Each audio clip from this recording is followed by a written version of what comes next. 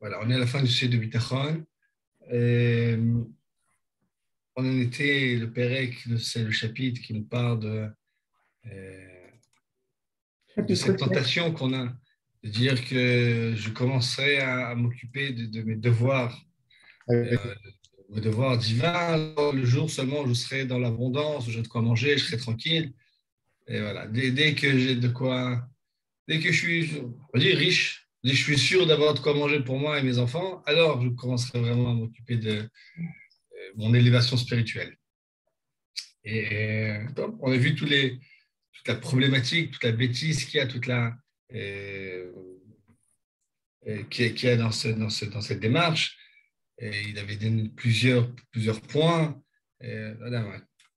On peut exiger quelque chose que si nous-mêmes on a, euh, généralement, lorsque nous-mêmes on a déjà fait ce qu'on devait faire et que l'autre nous doit quelque chose, et on doit exiger quelque chose comme ça lorsque la personne en question ne peut pas nous payer. On a toutes sortes de. euh, bref, euh, plus avoir confiance, enfin avoir confiance euh, dans ces vitronotes là, ce dépôt, et penser que c'est ça qui va nous donner la tranquillité, c'est en soi un mensonge. Tu sais, si on nous donne en tant que mashkon, c'est un dépôt. Ce dépôt-là, il est inutilisable, lui-même on ne sait pas comment l'utiliser, ou bien que lui-même va nous creuser, il va être source euh, de dépenses. C'est sûr que c'est pas ça qui va nous aider.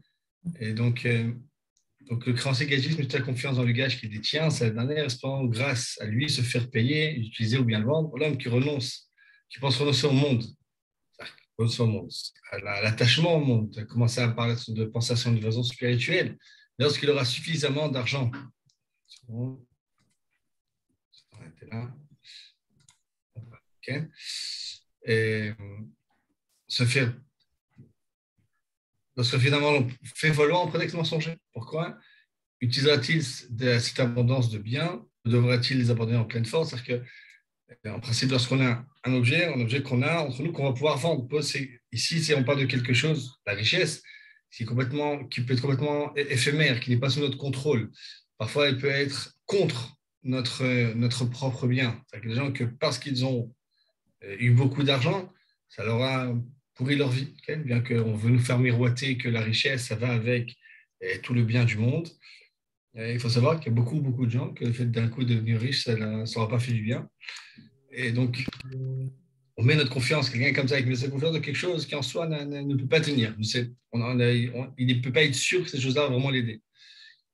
Illusion, son espoir d'avoir la paix de l'âme étant devenu suffisamment riche, et mensonge et folie. D'abord, c'est une illusion, c'est un mensonge, c'est une folie. Parce que vraiment, c'est le contraire, car la richesse sera un motif plus puissant pour préoccuper son esprit, mettra encore de l'angoisse au cœur. Il trouvera la vérité de l'axiome de notre docteur, abondance de bien, abondance d'angoisse. Et, okay. Voilà. Je me rappelle d'un film en noir et blanc, avec, je ne me rappelle plus du titre, j'étais enfant, avec, il me semble, Bourvil. Et, et il y a quelqu'un qui gagne une grande somme dans une loterie ou qui trouve un trésor et il distribue ça à tous les gens de son village. Tous les jours en vélo, comme ça, il distribue tout ça. Et d'abord, tout le monde est très content. Et puis doucement, cet argent-là, ça fait en sorte que tout le monde devient suspicieux, tout le monde devient agressif, et tout le monde a peur. Ouais. Et bref, ils prennent conscience que cet argent-là qu'on leur a mis, ça leur a pourri la vie, ça leur a pourri leur vie tranquille qu'ils avaient dans leur petit village. Et là, bah, ou ils le rendent, ou ils ne veulent plus, ou bien. Okay. Parfois, c'est le contraire. On sait bien que plus on a Marbet Nechassim, Marbet Daga, sur l'abondance de biens, amène avec ça abondance d'angoisse. Donc, se dire, bonjour Anne-Marie. Se dire que quand je serai tranquille, je m'occuperai de ma vie spirituelle, et on ne sera jamais tranquille. Okay? Abondance de biens, abondance de biens, c'est dire que l'abondance matérielle va amener la tranquillité. C'est faux. Enfin, c'est très rare. C'est très rare. Okay. Donc, lorsque le créancier gagiste est sûr de ce que son débiteur lui remboursera ses dettes avant terme ou au double, il ne demande aucun gage, il pourra avoir certitude. C'est un autre point encore, on dit que la personne sait qu'il va nous aider, qu'elle nous rende, il n'y a aucune raison d'être demandé. Enfin, mais ça c'est la fin, un gage n'existe que pour garantir une dette effective. Celui qui agit de Dieu un gage pour ses bontés futures n'a plus le pouvoir de s'acquitter de l'immense devoir de reconnaissance qu'il contracte. Sa dette est déjà lourde des grâces passées. Comment payera-t-il alors que le juste lui-même ne le fait qu'avec aide du Très-Haut, a juste disait ses cantiques. Même le sage qui te connaît ne se glorifie pas de ses œuvres, mais seulement de ton nom et de la miséricorde que tu as rempli son cœur, afin qu'il te connaisse. Car en toi est justifiée la semence d'Israël, en toi se réjouit l'Éternel. Je crois qu'on a vu tout ça. Demander un gage, c'est pour une dette qui est déjà contractée, c'est-à-dire qu'il me doit quelque chose, alors que là, nous-mêmes, on a tellement à payer par le passé, et puis même ce qu'on est capable de payer, c'est ça qui est si, on sait que tout ce qu'on appelle, c'est en soi une bonté, c'est en soi une bonté de Dieu et qui demanderait à nouveau de payer encore. Vous savez, c'est comme dans la tfila, hein, à la fin de la tfila, il y a ce qu'on appelle modim des rabanan. C'est-à-dire qu'il y a la prière, et puis quand on prie en public, il y a la répétition de la prière. Et donc, on arrive à un certain moment, lorsque le chazan, l'officiant, arrive quelque part, toute la communauté aussi, elle doit dire quelque chose. Il y a ce qu'on appelle modim des rabanan. Parce que modim, c'est le remerciement des rabanan, des sages.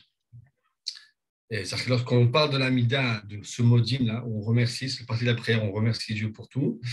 Il y a le modim des rabanan. Le point essentiel de ce modim des rabanan, donc la communauté dit en même temps que le chazan, que l'officiant, c'est modim al shanachnu modim lach. On remercie Dieu d'être capable de le remercier. Modim al shanachnu modim lach. On remercie de savoir te remercier. Et savoir remercier, c'est en soi un cadeau qu'on a reçu. C'est, comme on l'a dit, c'est un cadeau qu'on a reçu. Si on n'avait pas cette capacité à percevoir les choses, à comprendre, à reconnaître, à comprendre toute la bonté qui se cache derrière tout ça, on ne serait pas capable de le remercier. Et puis notre vie serait beaucoup plus triste, beaucoup plus terne. Le fait de savoir que quelqu'un, que le Créateur nous aime, prend soin de nous, c'est rien pour nous de meilleur. Donc le fait même d'être capable de percevoir, de dire merci, c'est en soi un cadeau qu'on a reçu. Et donc c'est en soi une raison de remercier à nouveau. Et donc on ne se glorifie pas on se glorie de ses propres œuvres, on se glorifie de ce que tu nous as mis en nous. On sait que tout ce qu'on a, c'est ce qu'on a reçu en cadeau. Donc, dernier chapitre. C'est juste en gros un petit résumé de ce qu'on a vu la dernière fois. Dernier chapitre. Les causes comprises de l'abandon. Vous savez, c'est toujours comme ça dans ce livre-là, il y a des définitions d'un sujet, son détail sur tous ces points. Et puis à la fin, c'est qu'est-ce qui nous fait perdre, pourquoi tout ce qu'il nous a dit précédemment, qui ont l'air plein de bon sens, pourquoi malgré ça, ça nous échappe. Et donc, il y a souvent des causes. Parfois, on sait quelque chose, mais il y a des événements, il y a des habitudes qui font écran à ces vérités-là et qui font que maintenant, on ne sait plus comment ressentir ça. On n'a plus, pour citer là, on n'est pas capable de retrouver cette sérénité-là, dont il parle dans tout ce chapitre-là. Donc, pour achever cette partie de notre ouvrage, nous devons expliquer comment se corrompt l'abandon en Seigneur. Premier point, les causes comprises des vertus que nous avons étudiées dans les précédentes parties agissent toutes sur l'abandon. Donc, première chose, il dit, les vertus qu'on a vues, c'était, nous on n'a pas vu ça ensemble, c'était Yichud Hashem, le fait en sorte de savoir que l'unité divine, le char la capacité à reconnaître les bontés, le service divin, tout ça, tout ce qui les fait perdre, ça fait perdre aussi ça, donc le bitachon, l'abandon. Et juste, c'était à la fin de la Shara Prina Perek Vav, à la perception, lorsqu'on a parlé de ce chapitre, on parle de la Bechina, on ne voit plus comment il avait traduit ça, c'est de percevoir les choses et de les comprendre. Et dans le 6e chapitre, là, il parle des choses qu'il faut perdre.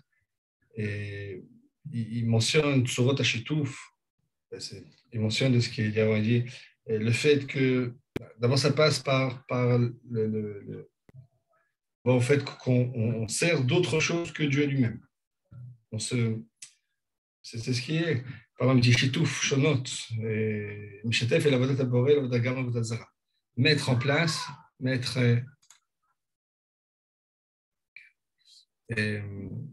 se lier, essayer de servir Dieu et servir autre chose. Ça s'appelle Shitou. Shitou, c'est quelqu'un qui il sait qu'il y a Dieu, mais il donne aussi de la puissance et il donne de l'importance aussi à d'autres forces. À d'autres forces. Et il parle aussi de la gava, de l'orgueil. Okay, de l'orgueil. Et, okay.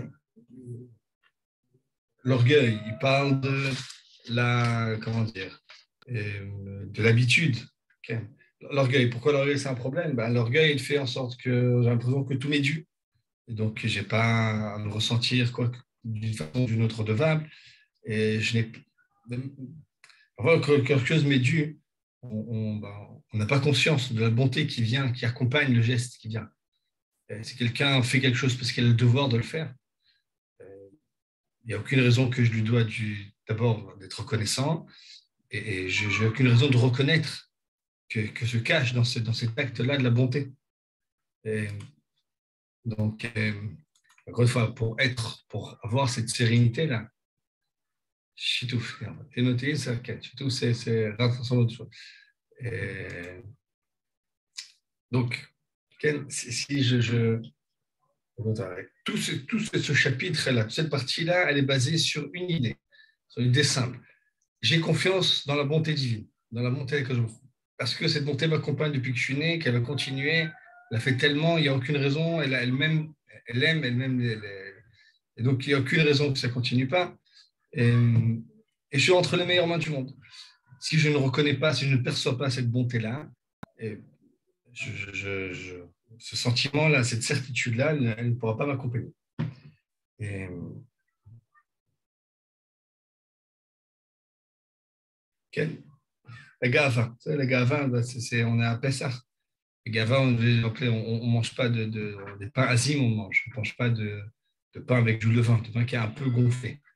Généralement, l'explication de cette réticence-là au pain, en tout cas juste pour ces 7 jours, 8 jours, c'est qu'une fois pendant l'année, on essaie de s'éloigner le plus possible de tout ce qui s'approche de près ou de loin de la gava, de l'orgueil, c'est quelque chose qui prend un ego qui gonfle comme ça, et qui prend plus de place qu'il devait le prendre. En hébreu, matzah.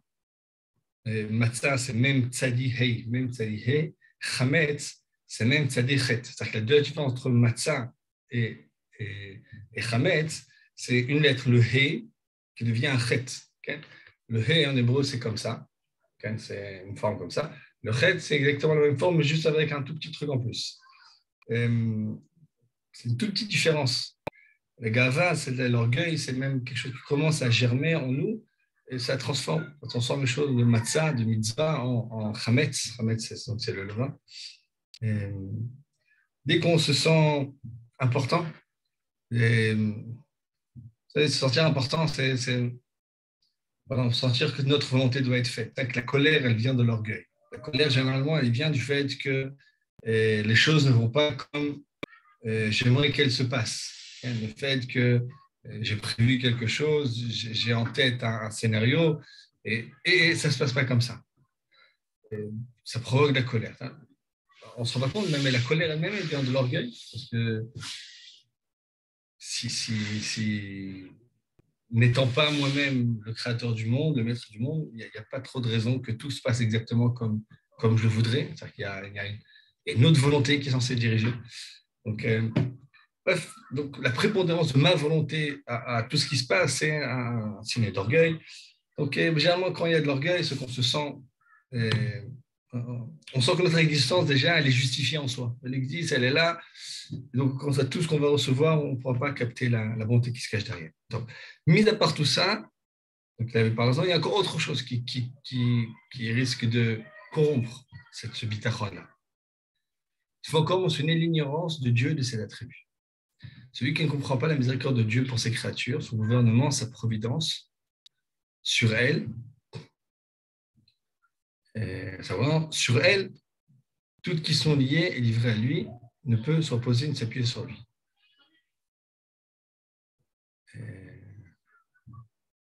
comment j'avais pas comment la phrase, celui qui ne prend pas la mesure de Dieu pour ses créatures, le gouvernement, la miséricorde, gouvernement, providence.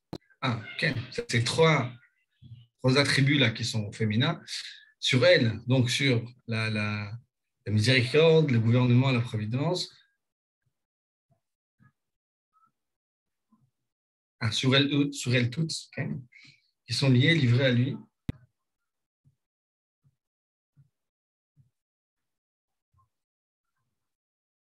Livrées à lui, ne peut se reposer ni s'appuyer sur lui. Tout de même, celui qui ne comprend pas les ordres de Dieu, c'est-à-dire la Torah, qui nous a ordonné, ce tuteur de notre abandon. Il y a un problème dans la phrase, je n'arrive pas à comprendre ce qu'il dit dans la phrase, mais je peux dire en hébreu ce qu'il dit. Et,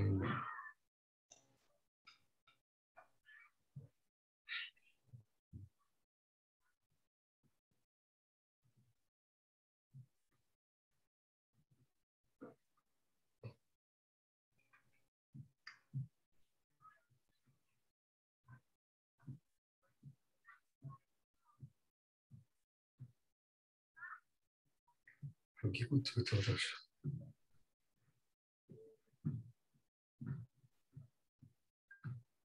ça de manière מאוד. Ici, il a vraiment, parce qu'en hébreu, il parle clairement, ici, avant, de la gava, qu'on a dit parler de maintenant. הגאות בטובת הבורא, שחשוב אקסיל הפתי כרואי להם יותר מהם. ואינו בוחן טובת אלוהים ולא יחייב נשור שבח עליהם להודות לבורא, כמו שאדם חם, תועבת השם כל גב ולב. C'est le premier point, c'est cet orgueil-là. Il dit clairement dans ce paragraphe-là, dans ce chapitre-là, il parle de l'orgueil, c'est pour ça que je vais parler de ça avec vous.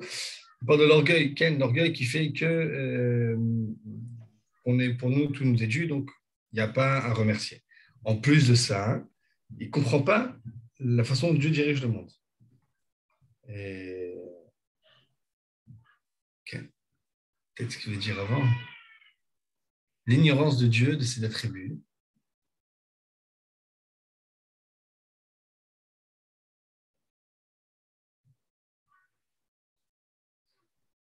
Okay. C'est-à-dire,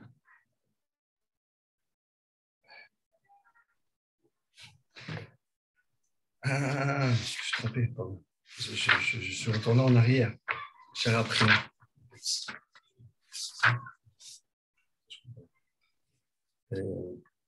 סליחה, כן, פרדון. וסכלותו במדיעת הבורא.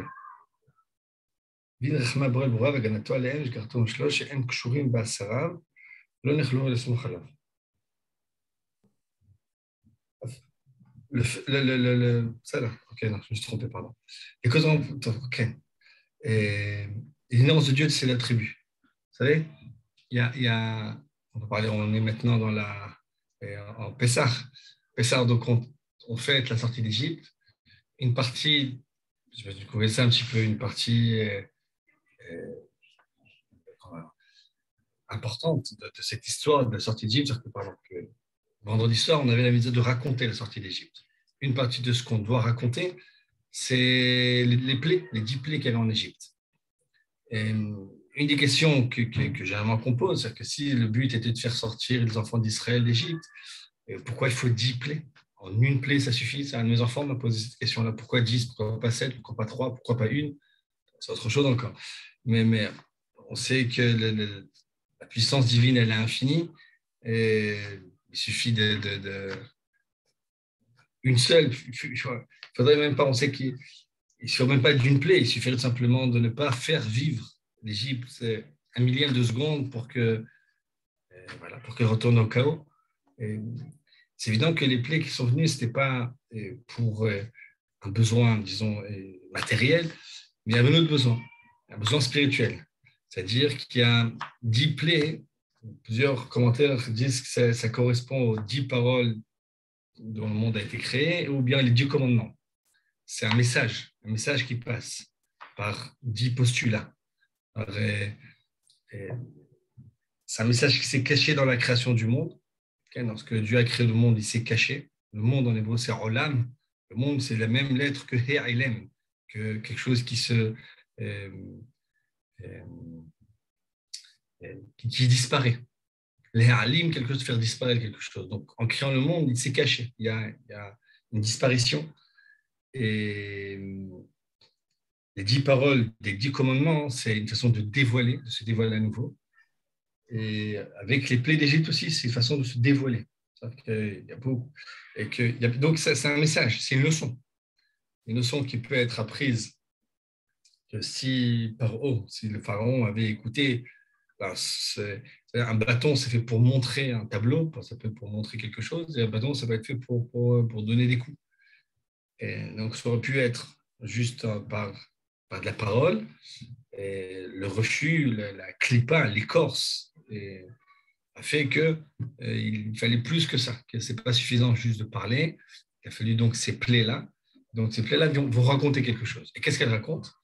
On voit que dans les plaies d'Égypte, elles sont en 3 parties. Alors que dans la Haggadah, Adash, Adash, Dam Tzfadakim, Datsav, Adash, Be'achav. C'est-à-dire qu'il y a des 3 groupes comme ça. Les 3 premières, les 3 du milieu, les 4 de la fin. Et, dans les commentaires, on dit que ces 3, toutes ces plaies-là, elles vont par groupe. C'est un groupe de 3 à chaque fois. À chaque fois, elles vont raconter quelque chose. Les premières vont raconter qu'il y a une divinité, que Dieu existe, qu'il y a ce qu'on appelle Ilat Eilod, Sibat Asibod, qu'il y a un Dieu unique qui est la source de tout, de toutes les forces, de toutes les puissances qui existent. Okay?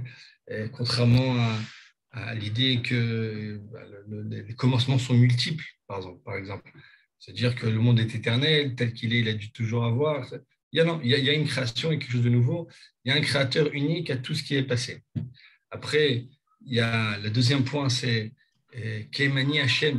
On voit à chaque fois. Vous savez, à chaque fois de ces plaies-là, si vous faites attention dans les textes, vous pouvez rechercher ça. Il y a toujours une fois où Moïse va voir le pharaon tout seul, lorsqu'il est dans la terre, lorsqu'il est à côté du Nil.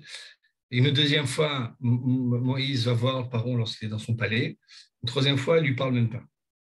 Et après, à chaque fois, il revient une deuxième fois. Après, ce petit cycle-là, dans les 3 premières, encore une fois, il va le voir lorsqu'il est dans le Nil, il va le voir dans son palais. Et après, il le fait tout seul. Troisième fois encore. Et à chaque fois qu'il va voir par haut, il le prévient. Il lui prévient de ce qui va se passer. La première fois, il lui dit pour que tu saches que je suis Hachem, que je suis Dieu. Paro a dit qui est Dieu? Justement, il y a un Dieu, il y a un créateur qui est avant toutes les autres, qui est le créateur de toutes les forces, de toutes les puissances, de tout ce qu'il appelle les divinités, de toutes les forces qu'il puisse y avoir. La deuxième fois, chez Ani Hachem Bekerev Haaretz, je suis Dieu qui est sur terre. C'est-à-dire que la troisième fois, En Kamoni Bekol Haaretz, il n'y a pas comme moi dans toute la terre. On nous explique, comme le Ramban et le Rachem Akadosh, il y a 3 façons d'être mécréant, de ne pas connaître ils ont pas exactement l'athéisme. Il y a 3 sortes d'athéisme. Il y a celui vrai qui n'y a rien, déclaré absolument rien, il n'y a que le vide qui est à la base de tout. Il y a l'autre, il y a un peu plus, c'est-à-dire qu'il est possible qu'il y ait quelque chose, mais elle ne veut absolument rien dire dans ma vie. Okay? C'est le déisme des philosophes, des Lumières, qui pouvaient reconnaître qu'il y avait un Dieu qui était à la base, il y avait un être supérieur qui était au-dessus de tout ce qui peut exister, qui est la source de toute l'existence, mais cet être-là, il se fiche complètement de nous. Il est dans son monde à lui, il est dans sa plénitude à lui, il ne s'intéresse absolument pas à ce qu'on fait, et donc il a absolument ni il s'intéresse et ni il intervient. C'est pour ça que la religion des déistes, de ces philosophes, c'était fais quelque chose qui, toi, te fait du bien, que toi, fais en sorte que tu sois quelqu'un de plus moral, de meilleur, mais message que lui-même, Dieu, il s'en fiche. Donc, tu te mets debout, assis, il n'a absolument rien à fiche. Donc, voilà, mais c'est une autre sorte d'athéisme, c'est-à-dire que c'est pas, on reconnaît quelque chose, mais ce qu'on dit en hébreu, il n'est en rien.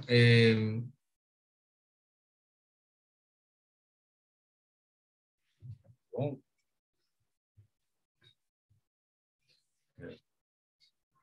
ça va être ça. Juste. Hop, hop, hop.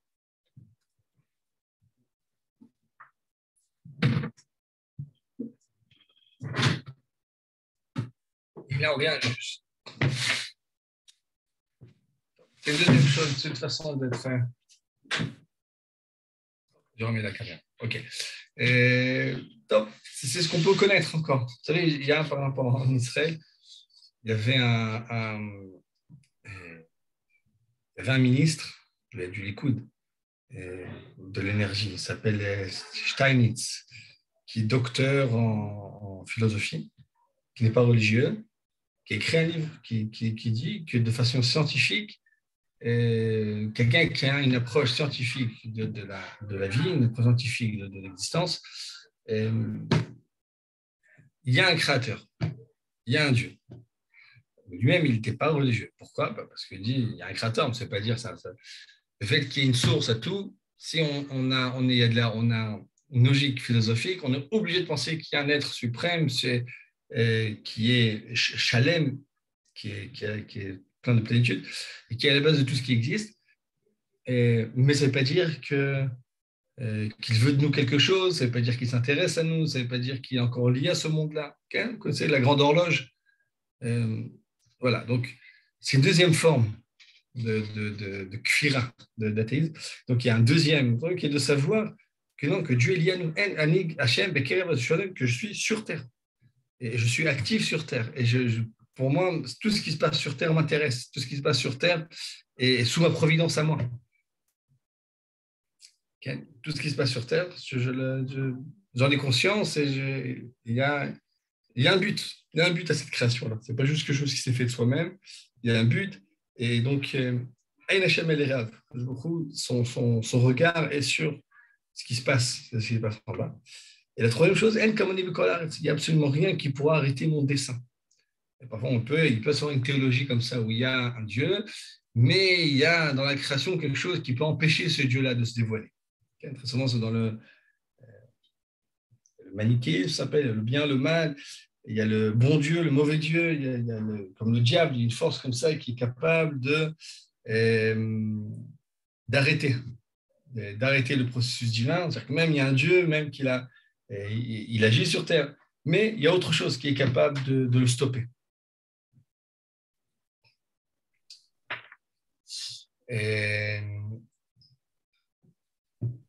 Okay. C'est le dernier, vous regardez bien dans les plaies, il y a le dernier, ça commence par En Kamoni Bekaola. Personne n'est commun sur terre, il n'y a absolument rien qui peut arrêter le dessein divin. Donc, ça, c'est en gros. Ça revient maintenant pour nous, c'est même cette idée-là. Qu'est-ce qui fait en sorte qu'on n'est pas capable de se mettre entre les mains de Dieu? Parce que simplement, on n'arrive pas à comprendre comment l'ignorance de Dieu, de ses attributs, la façon avec laquelle il se lie au monde. On aurait pu penser, on a l'impression que Dieu nous donne tout ça, tout ce message-là, ça passait à Pessah, ça passait par les coups d'Égypte, par les miracles des plaies d'Égypte. Et pour les spectateurs, c'était, vous savez, chaque miracle, c'est accompagné par celui qui le vit. Évidemment, lui le vit dans sa chair, mais même celui qui est juste spectateur de ce miracle-là, c'est vraiment comme une leçon qui s'incruste, qui nous pénètre, qui est vraiment gravé dans notre cœur. Parce qu'on voit quelque chose d'extraordinaire, c'est une leçon qu'on reçoit. Donc, c'est partie des leçons de la sortie d'Égypte. Les attributs divins, la façon dont Dieu dirige le monde. Okay? Si on ne croit pas à la miséricorde de Dieu pour ses créatures, son gouvernement, sa providence, et que tout est lié à ça, que les créatures sont liées à tout ça, il ne pourra pas s'appuyer sur lui. De même, autre chose encore, celui qui ne comprend pas les ordres de Dieu, c'est-à-dire la Torah qu'il nous a donnée, ce tuteur de notre abandon, même il ne pourra pas.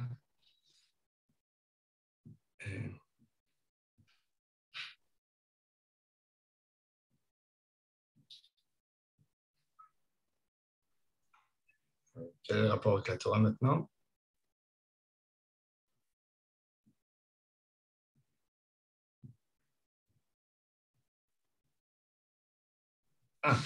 C'est autre chose, il dit. C'est un point. Il y a autre point qui fait qu'on ne comprend pas. Simplement, c'est quelqu'un qui ne fait pas confiance, qui n'a pas conscience que c'est un devoir. C'est un devoir d'avoir ce bitachon-là.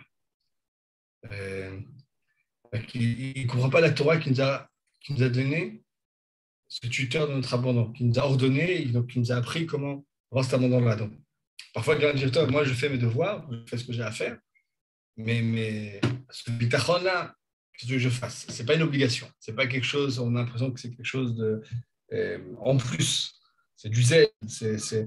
Alors que c'est pour que lui présente, par exemple, des devoirs absolus qu'on a, de pouvoir se ressentir ces tranquillités-là. Donc, une des choses qui fait qu'on la perd, ce bitachon, c'est le fait qu'on n'essaye même pas de l'acquérir. C'est ça qui veut dire.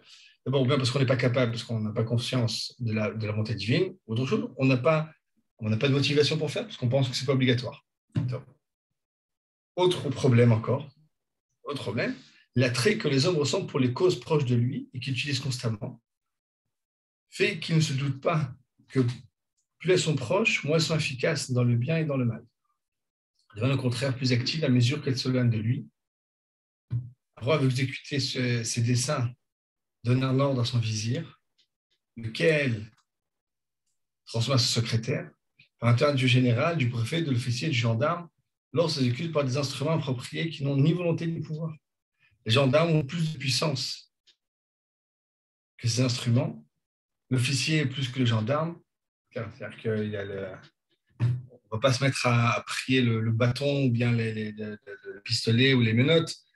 Alors, il y a le gendarme, au-dessus du gendarme, il y a l'officier, il y a etc., jusqu'au roi, qui est au-dessus de tous. Ainsi, toutes les causes, ainsi, toute cause est plus puissante à mesure qu'elle s'éloigne de celui qui en ressent les effets. On a donc de s'abandonner au très haut principe de toute cause et de se purifier pour reconnaître cette toute puissance, pour dispenser le bien et le mal. Okay. Un autre problème, c'est encore une fois qu'on sait, c'est notre manque de vision, c'est notre myopie. Enfin, on s'accroche à vraiment les choses qui sont proches, dans les manifestations. Les manifestants se mettent à prendre à partie les policiers, alors que les policiers, je sais pas, parfois les policiers violents ou moins violents, mais les policiers même, ils ont des ordres, ils effectuent les ordres. C'est ceux sur qui il faudrait s'en prendre, la colère, là, c'est ceux qui donnent les ordres aux policiers, ceux qui donnent des ordres aux ordres de policiers. À ceux qui donnent des ordres, il y a le policier, il y a le ministre, et puis il y a le Rosh Hashanah, le président qui est au-dessus de tout ça. On s'en prend, je dis, c'est Pnador qui est Pnakel, une génération qui ressemble à un chien. Le chien, quand on donne un coup, il mord le bâton. De toute façon, on vit comme ça. Okay. On est toujours comme ça. On manque de vision, on manque de perspective. Et donc, vu qu'on se sent proche de ça, donc on a l'impression, on met toute notre confiance dans ce qui est proche. Et on ne capte pas que plus c'est lent, plus c'est efficace. Okay. Quelqu'un veut dire quelque chose? Oui, excusez-moi. Sans bien évidemment oser contester la véracité de ce que vous dites, est-ce que vous ne croyez pas qu'on devrait limiter le principe de ce qu'on va dire? Parce que si sa portée c'était absolue, il faudrait exempter de sanctions tous les soldats allemands pendant la Seconde Guerre mondiale. Il y a un autre, mais je ne dis pas ça. Tu as raison.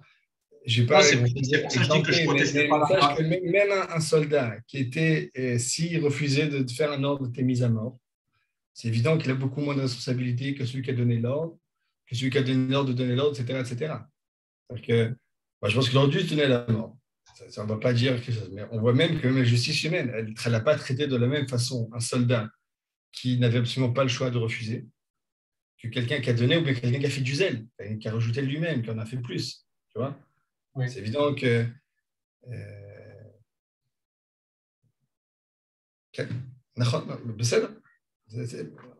L'idée, c'est pas juste de donner de la responsabilité, moins de responsabilité, mais pour qui va la colère? Pour qui va la vraie colère? Ou en tout cas, la cause de tout ça, c'est qui? C'est le soldat? C'est son arme? Ou celui qui donne tout ça? Ou bien plus souvent, ça vient à Dieu qui a laissé tout ça? Et...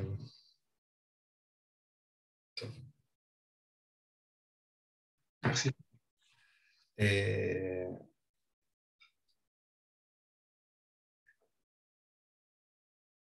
comment donc s'abandonner au très haut, principe de toute cause, ça puisse reconnaître sa puissance? Notre conclusion sera celle-ci. Plus c'est loin de nous, plus cette puissance.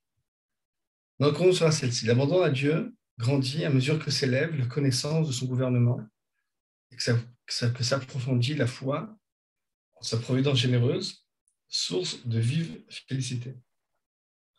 Donc, conclusion à ça, plus comment on peut faire augmenter ce bitachon là, plus on aura conscience, plus on comprendra la façon dont Dieu dirige ce monde-là. Et donc, c'est important de voir, de comprendre, de voir, encore une fois, tout le bien qui se passe, qui passe au travers la direction du monde, alors l'abandon sera proche encore, sera plus grand. La connaissance qu'on demande, c'est prendre la foi, sa providence généreuse, qui est même source de vive félicité. Mais par exemple, l'enfant s'abandonne tout d'abord au sein qu'il allait. Puis il rapporte sa confiance à la mère qui veille sur lui. Okay? Lorsque son esprit se fortifie, il découvre que celle-ci dépend du père, en toute chose. Lorsque la mère est à la maison, que le père travaille. Donc c'est lui qui ramène de quoi manger à la mère pour qu'elle puisse l'allaiter. Donc il s'en remet à lui. Okay?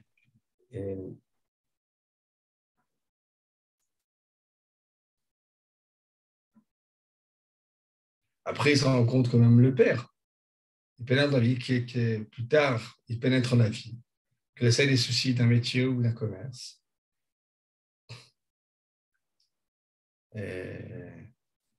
Qu'essaie des soucis d'un métier et d'un commerce, aveugle de volonté de Dieu, s'appuie sur sa force, sur son travail. Il a un petit peu...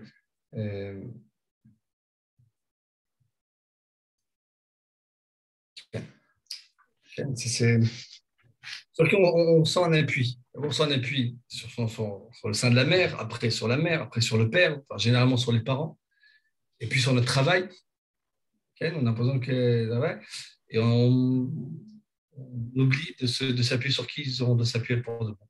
Le vœu de volonté de Dieu, il s'appuie sur sa force, son travail. Et même ça, on sait que c'est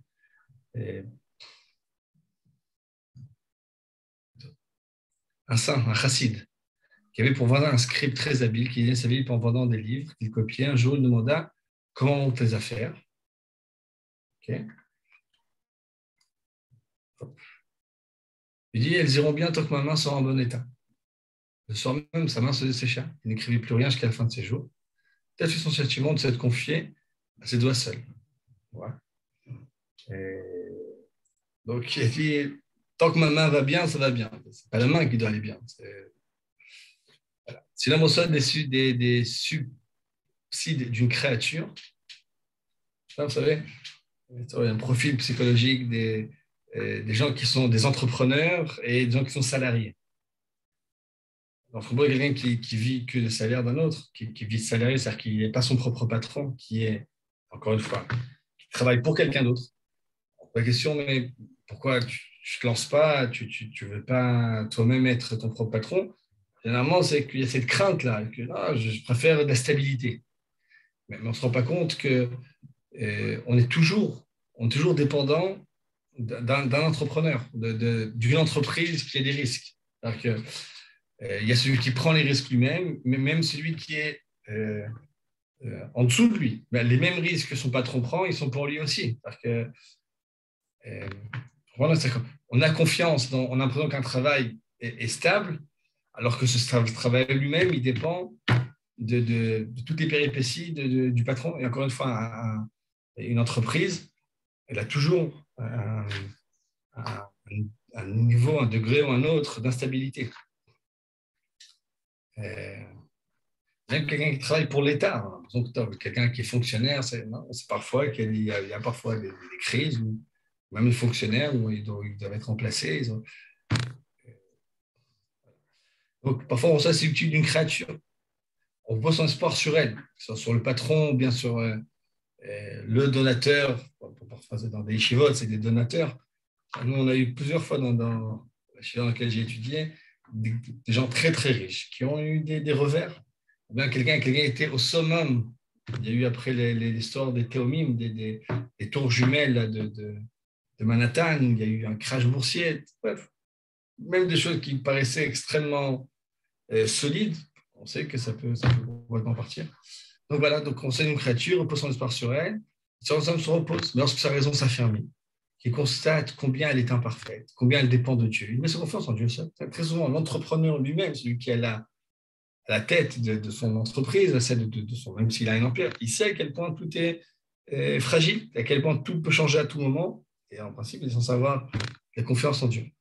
Quelqu'un qui est son propre patron, vraiment, il a un autre rapport avec Dieu, parce qu'il sait qu'il est sans arrêt entre les mains de Dieu. Encore une fois, l'ouvrier, le salarié en dessous, il est aussi en train de seulement, il a l'illusion d'une stabilité. Donc, Dieu seul, il met sa confiance en Dieu seul pour tous ceux en quoi il se sent impuissant. Car, par exemple, dans l'attente de la pluie, au moment des semailles, dans les randonnées à travers les mers, les airs arides, lorsque survient une inondation, l'épidémie, le désastre. Okay. Ça fait, souvent au travail, on sait qu'on attend ou bien un agriculteur, alors lui, il est complètement entre les mains de la météo, donc quelque chose qui, par définition, qui n'est pas contrôlable. Et bien même quelqu'un qui est dans le commerce, on dépend de tellement d'éléments, on sait combien il y a tellement d'éléments aléatoires, tout ça. Tout homme d'affaires, il sait très bien qu'il y a un facteur, lui appellera ça un facteur chance dans ce qu'il fait. Et que, bref, quelque chose qui nous dépasse. Plus quelqu'un, il est... voilà, mais encore une fois, ça touche tout le monde. C'est-à-dire que c'est ce facteur dont c'est pas parce qu'on travaille, on est salarié dans telle ou telle entreprise que ce facteur-là n'existe pas. Pour nous, il n'est pas visible. Il est sur la tête des responsables au-dessus. Et donc, quand on s'affirme, on constate combien c'est imparfait, c'est ce travail-là, cette puissance-là, on se remet à Dieu. Et par exemple, au temps de la pluie, etc. Au temps du malheur, il crie « Lève-toi, sauve-nous de Jérémie ». Okay. Lorsqu'il y a un problème, généralement, on a confiance. On a conscience que ce n'est pas entre nos mains. Qui montent plus haut dans la connaissance de Dieu, ils s'abandonneront également en lui pour toutes les choses qui semblent être en son pouvoir. Il y a être dans les mains de Dieu pour quelque chose qui n'est pas entre nos mains et être entre les mains de Dieu, même choses qui sont oui entre nos mains. C'est-à-dire avoir conscience que même tout ce qu'on fait, dépend de lui. On est juste nous-mêmes, juste des instruments, des marionnettes entre ses mains. Il renoncera au métier dangereux, aux travaux exténuants. Parfois, on fait des choses dangereuses. C'est un travail exténuant pour penser que c'est la seule façon de vivre, alors que non. Le Gazbaru va nous envoyer de quoi vivre. Pour ça, peut travailler là. Par l'autre, on doit travailler, mais rien ne dit qu'on doit travailler dans un travail dangereux ou exténuant. Certains de ne jamais manquer de pain en se consacrant à des œuvres moins pénibles. Même chose moins pénible, on sait que, parce qu'encore une fois, le métier en lui-même, c'est juste un des vecteurs possibles. Il y en a une infinité d'autres, donc on n'est pas obligé de chercher le vecteur le plus dangereux, le plus exténuant, qui va complètement détruire notre vie de famille, notre santé. À un degré plus élevé encore, il s'en remet à Dieu pour toutes les causes intermédiaires, aisées ou pénibles. Il ne s'occupe que par... Oui. Oups, il y a un blanc ici. Et je n'ai pas le livre. Je n'ai que la... Alors, je vous dis juste ce qui est marqué par les mots. Il ne s'en occupe que par soumission et obéissance. Ok, chez vous, vous avez la feuille comme il faut? C'est-à-dire que vous voyez le blanc là? Oui, je vois le blanc là. Oui. Et vous ne l'avez pas? Non. Alors peut-être qu'il y a un problème. Non, mais moi j'ai le livre. Mais moi, sur la copie, sur la copie que j'ai, c'est bien marqué. Ok, le blanc, c'est parti, moi aussi. Là, il nous a quitté. Voilà. Ok. Miracle. Comme la sortie d'Égypte. Exactement. Ouais. Un degré plus élevé encore. J'étais un CDR avec Arabe.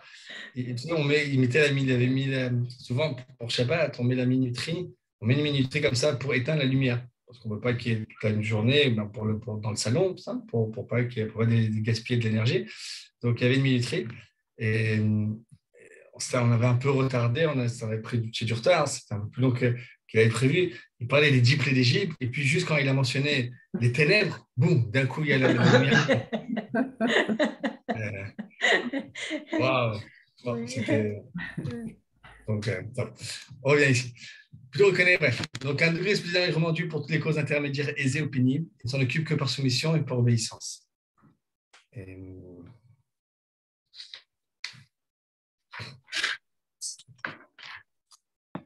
C'est-à-dire... Et...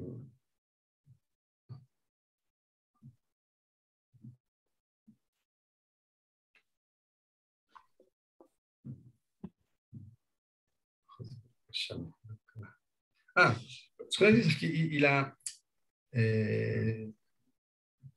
Pardon. Son mode de toutes les causes intermédiaires aisées et pénibles s'occupe par soumission ou par obéissance. C'est-à-dire que il a conscience, on prend conscience. C'est suite de ce qu'on a vu, que les causes intermédiaires sont des causes intermédiaires.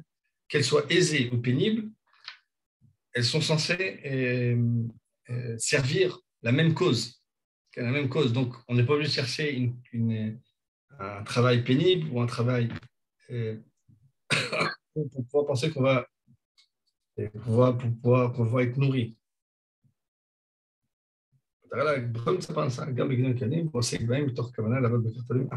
Ou bien c'est que apparemment c'était comme ça. Plus un travail était difficile, plus il était rémunéré. Et aujourd'hui, c'est plus tellement comme ça. On sait que c'est pas tellement. Apparemment, c'était comme ça. J'imagine qu'il y a quelque chose. Il y a aussi un facteur comme ça, qu'un travail qui a un facteur risque, il touche une prime. Okay? Et donc, on va dire que l'étape d'après, c'est que parfois il fait un travail, parfois il doit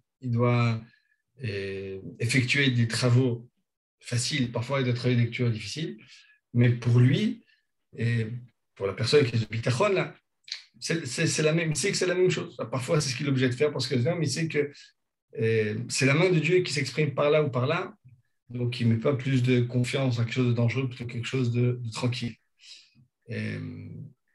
Ça veut dire pour toutes les causes intermédiaires, soit aisées ou pénibles, il ne s'occupe que par soumission et obéissance parce qu'il sait que sur Terre, on est obligé de passer par ces causes-là et on ne peut pas juste vivre de miracles. Puis on reconnaît encore la miséricorde du Créateur pour les créatures. Quand on reconnaît que toutes les causes intermédiaires, il y a une cause des causes pour toutes les créatures, alors on revoit la miséricorde du Créateur pour ces créatures. Tous ces ordres deviennent l'objet de désir. Les ingrédients dans son cœur, en ses os même, dans sa vie sensible à l'intérieur, sa vie des sens intérieure. Tous les devoirs, là, il en fait comme vraiment un devoir absolu. Il le veut. Et ça, encore une fois, quelque chose qui peut le plus nous rapprocher de ça, c'est le rapport qu'on devrait avoir avec nos parents. On devrait avoir avec nos parents. Quelqu'un qui est conscient de tout ce que les parents ont fait pour lui, généralement, il prend beaucoup de plaisir à leur rendre cette chose-là. Malheureusement, souvent, quand les parents sont encore en vie, on a encore toutes sortes de problèmes comme ça qui n'ont pas été réglés, qui font qu'on ne ressent pas ça. Mais quand les parents quittent notre terre, alors on garde que ce sentiment-là de reconnaissance. On fera absolument tout pour faire leur dernière volonté, pour essayer de leur faire plaisir même dans l'au-delà. On voit des gens comme ça que quand ils étaient en vie, ils ne se comportaient pas forcément de façon superbe avec leurs parents, mais dès que les parents sont partis, on voit ils pensent à eux tout le temps, ils sont pleins de reconnaissance, et s'ils savent que quelque chose peut leur faire du bien, ils courent faire tout ça. Okay?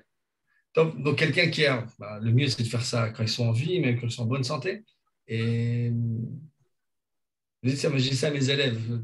Ils sont à la yeshiva. L'yeshiva, ils dorment dans des pnimias, dans des dortoirs hein, et pour les étudiants, et ils retournent chez eux maintenant pour ce mois-là de Nissan. Un mois, ils vont être à la maison. C'est un mois qui doit être consacré à ce qu'on appelle Kibud Norim, au respect des parents.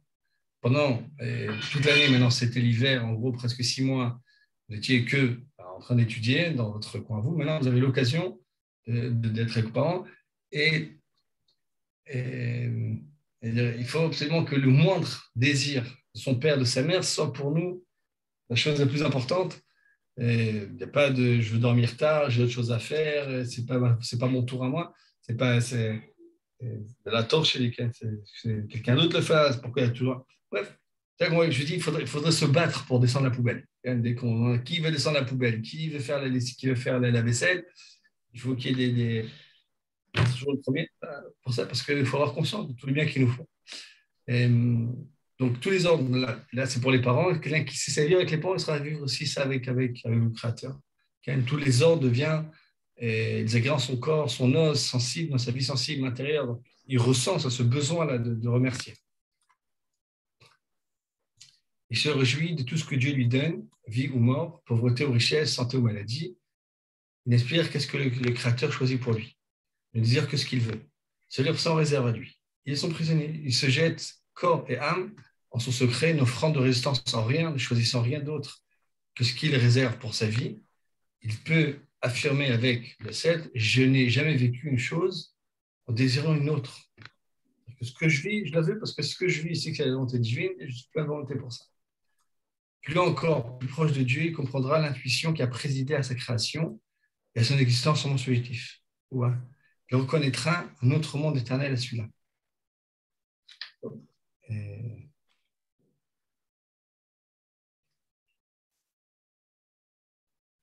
L'intuition, ça fait le mechouvan. L'intuition, c'est dans le sens, l'objectif, le but de sa propre création à lui. Qui a présidé, donc qui a été avant sa création, son existence, son intuitif, on connaîtra un autre monde. La vie éternelle méprisera la nature et ses voies, puis fuir en sa pensée, en son âme et en son corps vers la source de toutes les bénédictions. Il jubilera en pensant à lui dans la solitude, encore une fois, et s'isolera dans la seule méditation de la grandeur de Dieu. C'est le chassid, l'ascète, qui est connecté, il est plus connecté à la source du monde qu'au monde lui-même. Cette source-là, il le vit. Encore une fois, ce n'est pas quelque chose d'imaginaire, il le vit complètement. Donc, et s'il reste dans la cité, il n'aspire qu'à son agrément, et de soif que pour sa rencontre. Donc, c'est ce monde futur. Il vit dans la joie et l'amour, mieux que l'homme du monde dans le plaisir mondain, mieux que ceux qui sont déjà dans la vie de l'au-delà.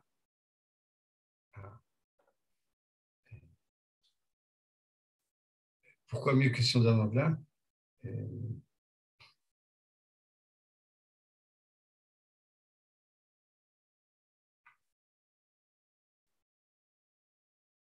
C'est qu'il est plus heureux que ceux du monde, de son monde, parce qu'il est tranquille. Ça va, on va tâcher de parler. Le terme, c'est sur la nation canadienne. Le terme, c'est qu'est-ce qu'il faut te dire là-bas? Afort mispar.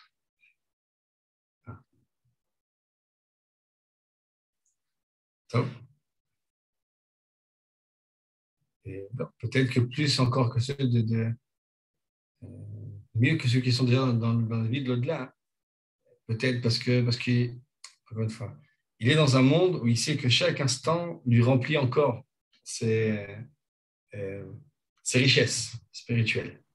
C'est que chaque instant qui est une bataille qu'il gagne, donc elle a beaucoup plus de poids que quelqu'un qui est déjà dans le monde du salaire.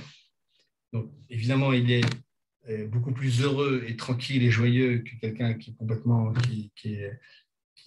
lié à ce monde-ci. Et même celui qui est déjà dans le monde futur, parce que lui, il vit les deux à la fois. Il est dans le monde-ci, dans ce monde-ci avec tout l'objectif qui est dans ce monde, et il vit déjà, il ressent déjà, il pressent déjà ce qui attend dans la Maba. Et donc ça fait que grandir son plaisir. Quelqu'un, chaque seconde qui passe, ça rajoute son capital. Quelqu'un qui a conscience de ça, c'est ça qui lui demande encore toute sa joie. J'imagine que c'est ça l'idée. On peut vivre sur Terre encore plus heureux que dans le monde futur. C'est le Chidush. Les prophètes, les saints, les élus atteignent ce degré d'abandon. Ils disent avec Ishaïa, oui, dans la voie de tes jugements, Seigneur, nous t'attendons.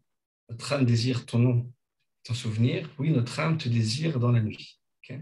Le fait de désirer dans la nuit, il y a quelque chose comme ça. On sait que l'attente de quelque chose, parfois, elle a plus de plaisir que la chose elle-même. Languir quelque chose, rechercher quelque chose. Et en soi, il est Simchat Tsuma.